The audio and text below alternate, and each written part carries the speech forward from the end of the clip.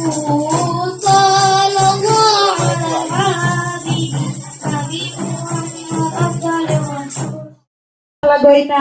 menyuniplah dadalun tuan yang nanti dalam numoi pertema. Selanjutnya Pak Zaini Abdul Zaini Allah sudah 4,5 tahun mimpin Aceh, ya enggak? Saya mau tanya, selama 4 tahun lebih mimpin Aceh, coba sebutkan pembangunan yang ada di Banda Aceh itu yang dilakukan oleh gubernur apa? Ada nggak Bu? Masjid Raya, satu. Yang lain? Jembatan Lamnyong. Alhamdulillah. Walaupun banyak ditentang, berani membentuk sebuah badan namanya KKR, Komisi Kebenaran dan Rekonsiliasi. Tujuannya untuk apa, Bu? Memberikan keadilan bagi korban konflik. Keluarga kita yang dibunuh, tidak tahu di mana kuburannya, ini dicari tahu. Bukan untuk mengungkit luka lama, tapi memberikan rasa keadilan bagi para korban.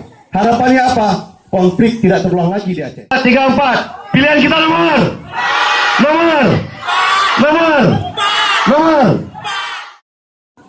Apa yang kita harapkan itu untuk memilih seorang pemimpin yang kira-kira berani bertanggung jawab, berani mengatakan sesuatu yang tidak benar, itu tidak benar.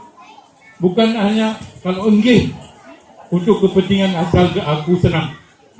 Ya, kadang pula hijau, kaget, anak rakyat pangko, roya rayo, miskin, nyormoh lagi apa peloton, yang kali nyormoh nanti.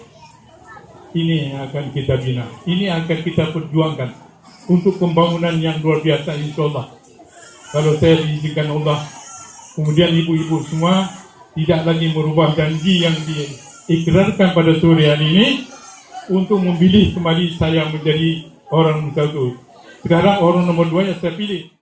Dr. Zaini Abdullah adalah pejuang yang sudah lama sekali berjuang di gunung bersama Tengku Hasan di Tiro mulai tahun 76 sampai ke 80. Mas Aceh ya, dan di luar Nanggro. Salatu wassalamu ala asrafil anbiya wal mursalin wa ala alihi wa sahbihi ajmain. Allahumma inna nas'aluka ridhaka wal jannata wa na'udzubika min sakhatika wan nar.